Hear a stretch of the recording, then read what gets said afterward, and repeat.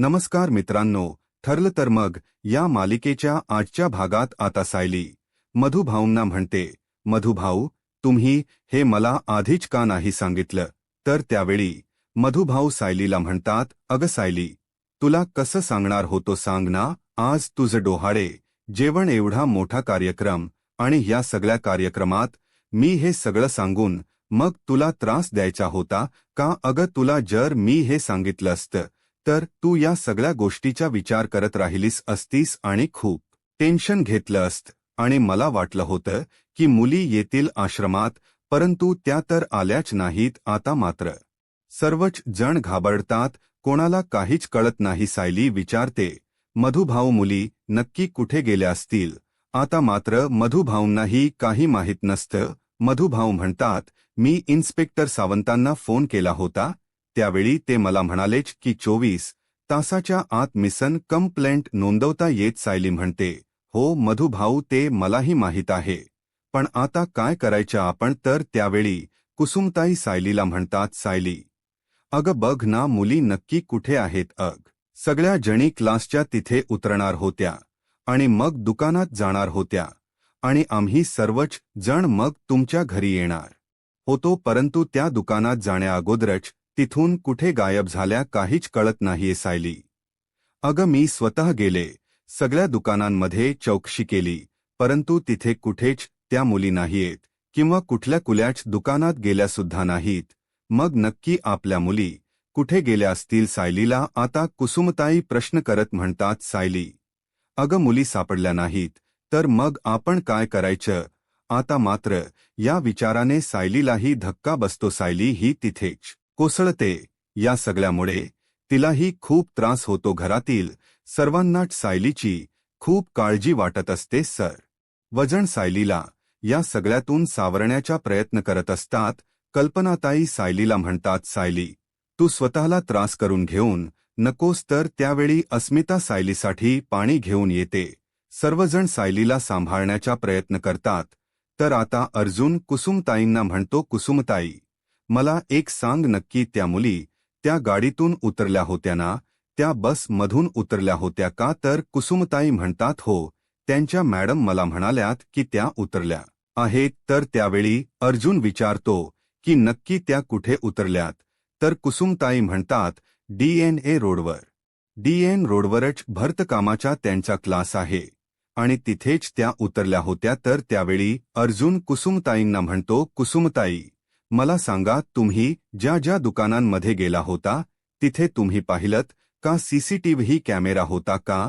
किंवा ज्या रोडवर त्या उतरल्या तिथे तरी CCTV फुटेज मिळेल का? तर त्यावेळी कुसुमताई म्हणतात, यातील मला काहीच माहीत नाही, या घाई गडबडीत मी पाहिलंच नाही. आता काय करायचं? अर्जुन म्हणतो, काळजी करू नका कुसुमताई, मी आणि चैतन्य आता मुलींना शोधण्यासाठी निघतच आहोत, तुम्ही अजिबात काळजी करू नका, मुली सापडतील. असं म्हणत आता अर्जुन आणि चैतन्य निघत असतात. तर त्यावेळी सायली म्हणते, अहो मी तर. अर्जुन म्हणतो, नाही बायको, तू कुठेही येणार नाहीये, आम्ही आता मुलींना शोधणार आहोत. कदाचित आम्ही शोधेपर्यंत मुली आश्रमापर्यंत पोहोचतीलही, त्यामुळे तू नको काळजी करूस. तर सायली म्हणते, अहो मी पण येते ना, मला सुद्धा मुलींची काळजी वाटते, मी इथे घरी बसून नाही राहू शकत. तर त्यावेळी पूर्णाजी सायलीला म्हणतात, सायली, तू या अवस्थेत कुठे जाणार आहेस? अस्मिता म्हणते, हो ना. तर सायली म्हणते, पूर्णा आजी, त्या मुलींची जबाबदारी माझी आहे, मग ही जबाबदारी झटकून कशी चालेल? तर त्यावेळी प्रतिमाहत्या सायलीला म्हणतात, सायली, अर्जुन शोधायला जातोय ना, मग तू नको काळजी करूस, अर्जुन नक्की त्या मुलींना शोधेल. तर कल्पनात ताई सुद्धा सायलीला समजावत म्हणतात, हो सायली, तू जाण्याचा हट्ट नको धरूस, तू शांत घरी थांब, अर्जुन नक्कीच शोधेल. तर इथे श्वेता सगळ्यांच्या नकळतच आता सचिनला आणि मेसेज करते आणि म्हणते, तुमचा पुढचा प्लॅन नक्की काय आहे? चैतन्य आणि अर्जुन आता मुलींना शोधण्यासाठी निघतच आहे आणि सायली सुद्धा त्यांच्यासोबत जायचं म्हणते.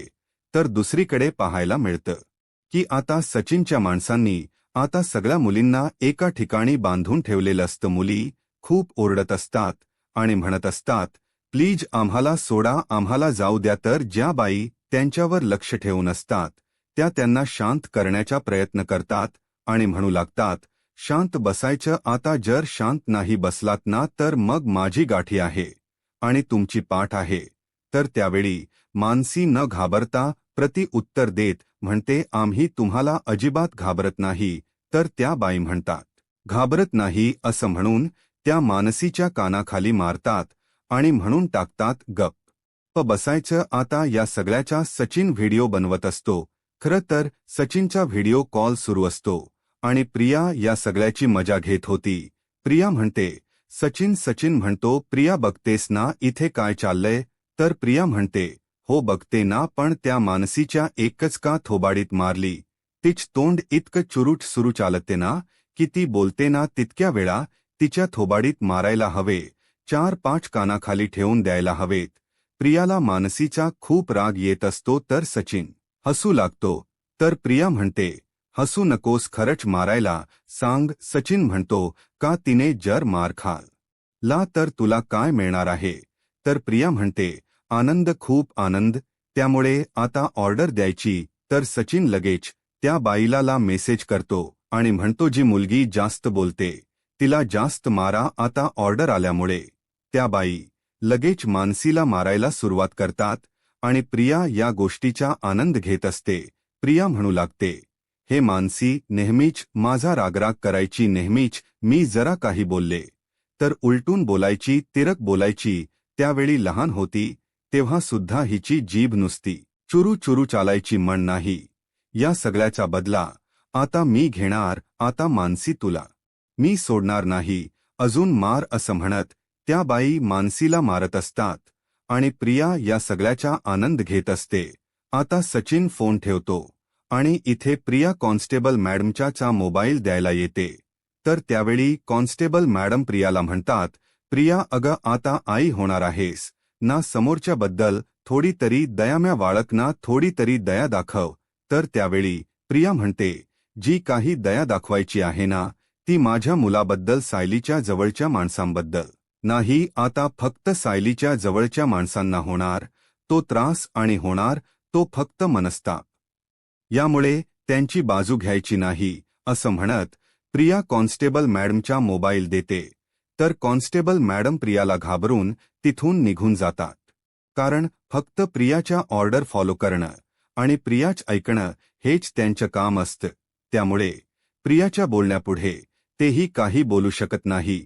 तर दुसरीकडे सुभेद्रांच्या घरी आपल्याला पाहायला मिळतं सायली पूर्णा आजी आणि कल्पना ताईंना म्हणते, पूर्णा आजी, आई मला तुमची काळजी कळतीये, तुम्हाला माझी काळजी वाटते, पण तुम्ही सुद्धा प्लीज मला समजून घ्या ना. मी फक्त माझ्या होणाऱ्या बाळाची आई नाहीये, त्या मुलींची सुद्धा आईच आहे ना. मग जर माझ्या या मुली संकटात असतील तर एक आई म्हणून मला त्यांना शोधायला जायला हवंच ना, ती माझी जबाबदारी आहे. पूर्णाची सायलीची समजूत काढत म्हणतात, सायली अगं तू काळजी करू नकोस, त्या संकटात वगैरे नसतील, लहान आहे, त्या इकडे तिकडे कुठेतरी गेल्या असतील, येतील परत, तू अजिबात काळजी करू नकोस. आता श्वेता सुद्धा नाटक करत सायलीला समजावण्याचा प्रयत्न करते.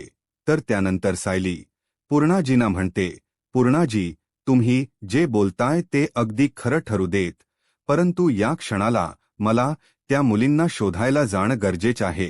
त्यामुळे प्लीज मला जाऊ देत. आता सर्वांनाच काय करावं काहीच कळत नसतं. तर त्यावेळी प्रतापराव सायलीची बाजू घेत म्हणतात, बरं सायली तू जा. तर त्यावेळी कल्पनाई म्हणतात, अहो प्रतापराव म्हणतात, कल्पना तिला जाऊ देत. तर त्यावेळी सायली अर्जुनला म्हणते, अहो चला ना. आता अर्जुन, सायली, चैतन्य घरातील सर्वच जण त्या मुलांच्या काळजीत असतात आणि आता अर्जुन, चैतन्य आणि सायली मुलांना शोधण्यासाठी निघणार. परंतु त्याच वेळी पोलिसांची संपूर्ण टीम ही सुभेदारांच्या घरी आलेली असते.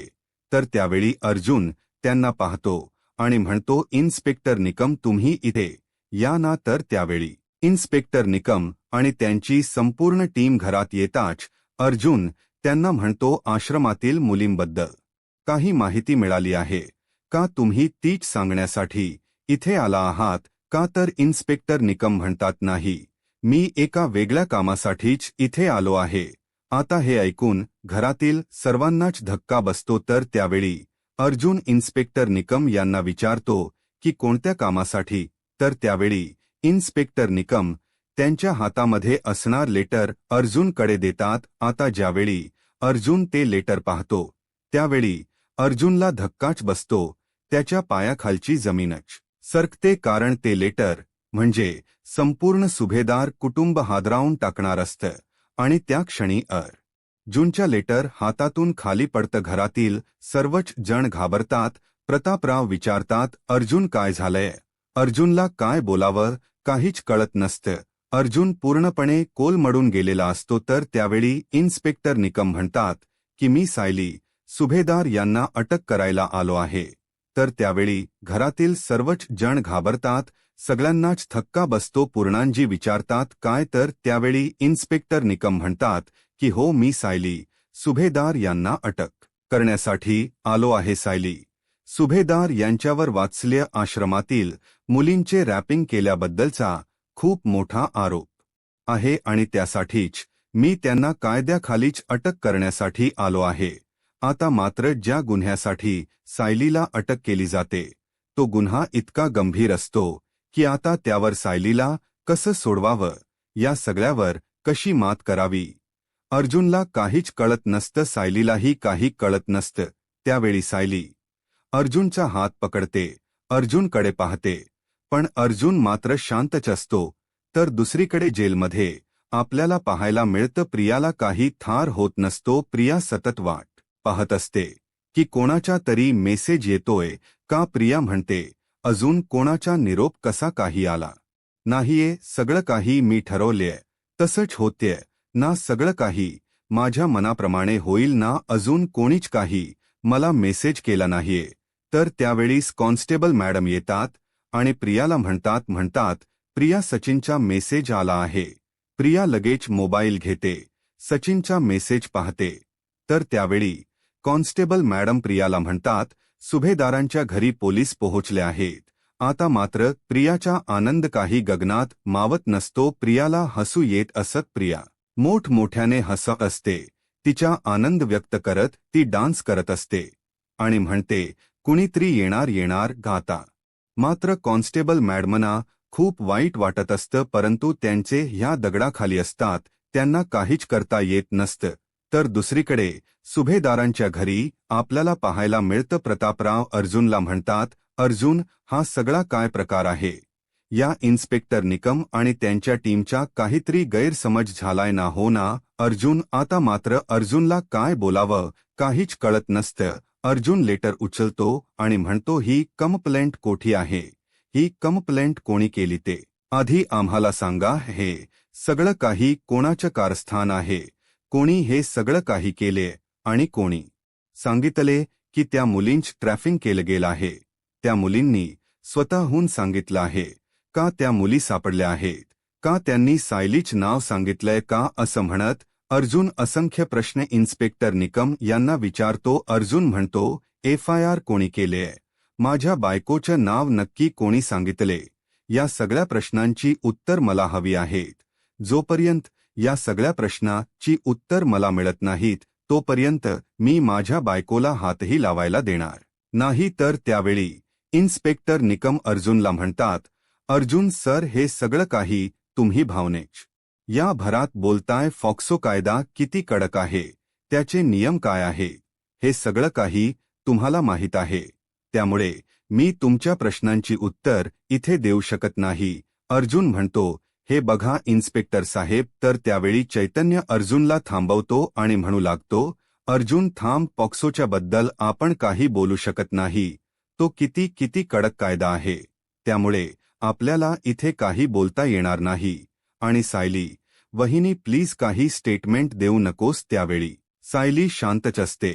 तर इन्स्पेक्टर निकम आता हवालदार साहेबांना म्हणतात, हवालदार सायली सुभेदार यांच्या खोलीची सडती घ्या. जे काही गॅझेट असतील ते सगळे जमा करा. तर त्यावेळी चैतन्य इन्स्पेक्टर निकम यांना म्हणतो, तुम्ही अशी सडती कशी काय घेऊ शकता? तुमच्याकडे तसं वॉरंट आहे का? तर त्यावेळी इन्स्पेक्टर निकम तेही वॉरंट दाखवतात. तर त्यावेळी पूर्णाजी विचारतात की हे सगळं काय चाललंय. अर्जुन म्हणतो, पूर्णाजी आपण काहीच करू शकत नाही, कारण त्यांच्याकडे तसं सर्च वॉरंट आहे. त्यामुळे अर्जुन इन्स्पेक्टर निकम यांना म्हणतो की तुम्ही झडती घेऊ शकता. आता इन्स्पेक्टर निकम विचारतात की सायली सुभेदार यांची खोली कोणती, तर श्वेता ईशायानेच नक्की कोणती खोली. त्यावेळी अर्जुन म्हणतो, मम्मा हा एवढा मोठा गुन्हा आहे पॉक्सो, आणि त्यामध्ये कोणी काहीच करू शकणार नाही. त्यांना कितीही वाटलं तरी सुद्धा इन्स्पेक्टर सावंत या क्षणाला आपल्याला कोणतीच मदत करू शकणार नाहीत. तर इन्स्पेक्टर निकम म्हणू लागतात, चला सायली. सुभेदार तर त्यावेळी प्रतिमाहत्याही खूप पॅनिक होतात आणि म्हणतात, नाही, माझ्या सायलीला, माझ्या तन्वीला तुम्ही कुठेही घेऊन जाणार नाहीयेत. अर्जुन, अरे प्लीज बोल ना काहीतरी. अर्जुन, माझ्या तन्वीला वाचव. तर पूर्णाजी अर्जुनला म्हणतात, अर्जुन अरे तू असं गप्प राहून कसं चालेल. अर्जुन प्लीज काहीतरी बोल ना. सायली सुद्धा अर्जुनच्या बोलण्याची वाट पाहत असते. सायली अर्जुनकडे पाहते. अर्जुन या सगळ्यातून आपल्याला वाचवेल अशी तिला एक खात्री असते आणि म्हणूनच अर्जुनकडे पाहते. पण अर्जुनच्याही हातात काही नसते. घरातील सर्वच सण घाबरून गेलेले असतात.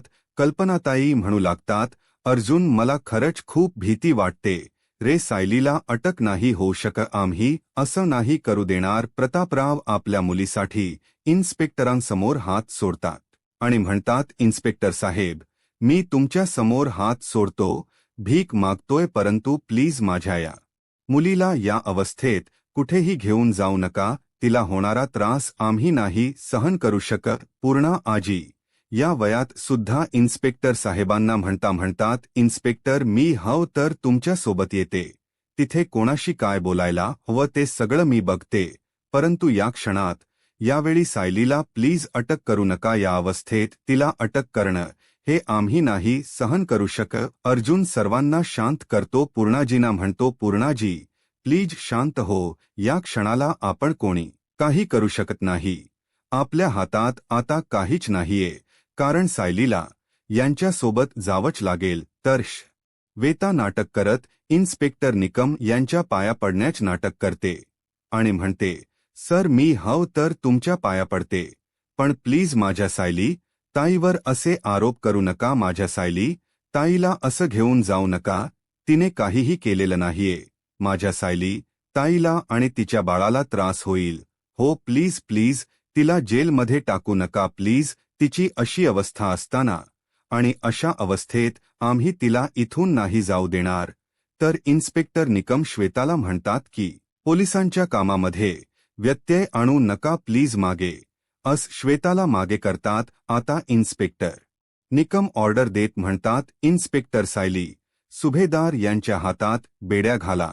आता या डोहाळे जेवणाच्या वेळी सायलीच्या हातात वेड्या हे मात्र घरातील कोणालाच पाहावत नाही.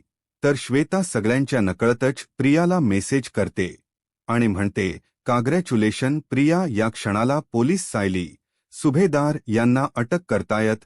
माझ्या डोळ्यांच पारण फिटलं आज असं म्हणत श्वेता या सगळ्याचा व्हिडिओ बनवत असते.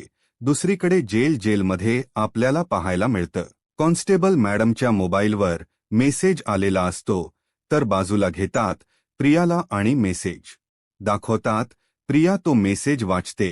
तो श्वेताने केलेला मेसेज असतो. काँग्रॅच्युलेशन प्रिया. या क्षणाला सायली सुभेदार यांना पोलीस अटक करतायत आणि हे ऐकून प्रियाचा आनंद काही गगनात मावत नसतो. प्रिया खुश होते. प्रिया म्हणते, खरंच सायलीला अटक करतायत, आता मी काय करू. तर कॉन्स्टेबल मॅडम म्हणतात, तू काही करू नकोस, कारण हे जर इथे कळलं ना तर माझी नोकरी जाईल. तर प्रिया त्यांना म्हणते, अग ताई तुला नोकरीच पडलीय, पण आज तर मी इतकी खुश आहे. त्या सायलीला आता अटक होणार आहे. ती सायली आता इथे येणार आहे, माझ्या समोर उभी असणार आहे. याच अवस्थेत अशीच पांढरी साडी नेसून माझी जी अवस्था आहे तीच आता तिचीही होणार.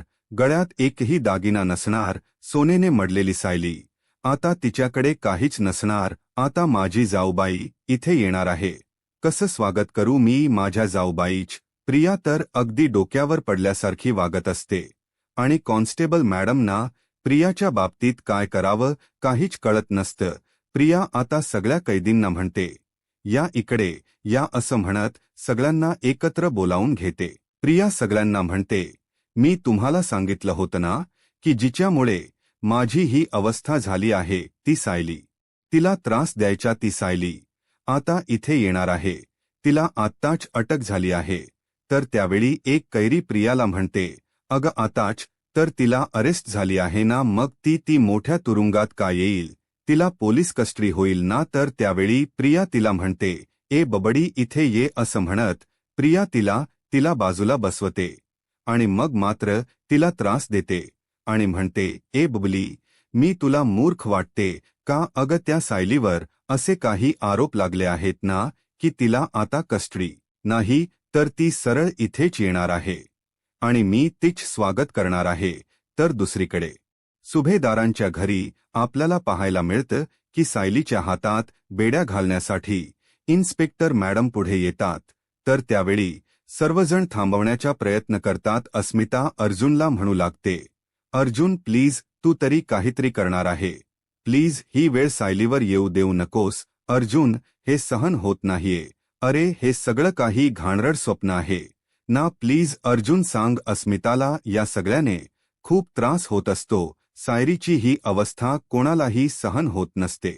तर श्वेता नाटक करत म्हणते, अर्जुन सर तुम्ही तरी काहीतरी करा ना, कायद्यात काहीतरी असेलच ना मार्ग. मग प्लीज हे सगळं काही थांबवा. परंतु अर्जुनच्या हाताखाली काहीच नसतं आणि आता अर्जुनचे हात फक्त दगडाखाली असतात आणि शेवटी सायलीच्या हातात बेड्या घातल्या जातात. तर येणाऱ्या पुढील भागामध्ये आपल्याला पाहायला मिळतं पोलिसांची टीम सायलीला फरफटत आता जेलमध्ये घेऊन जात असते आणि मीडियाने संपूर्ण सुभेदार कुटुंब घेरून धरलेलं असतं. मीडियासमोर सगळेजण सायलीला एकच प्रश्न विचारतात की या सगळ्यामध्ये मधुकर पाटील सुद्धा सामील आहेत का? तरी इथे तस्करीच्या आरोपाखाली सायलीला जेलमध्ये आणलं जातं आणि मागोमाग अर्जुनही येतो. अर्जुन सायलीला म्हणतो, तू काळजी करू नकोस, मी आहे तुझ्यासोबत. पण मला आता या क्षणाला फक्त आपल्या बाळाची काळजी वाटते. बाळाला काही होणार तर नाही ना? सायली म्हणते, नाही, तुम्ही काळजी करू नका. आणि आता मी 2 जीवांची आहे, त्यामुळे बळ दुपटीने वाढलं आहे.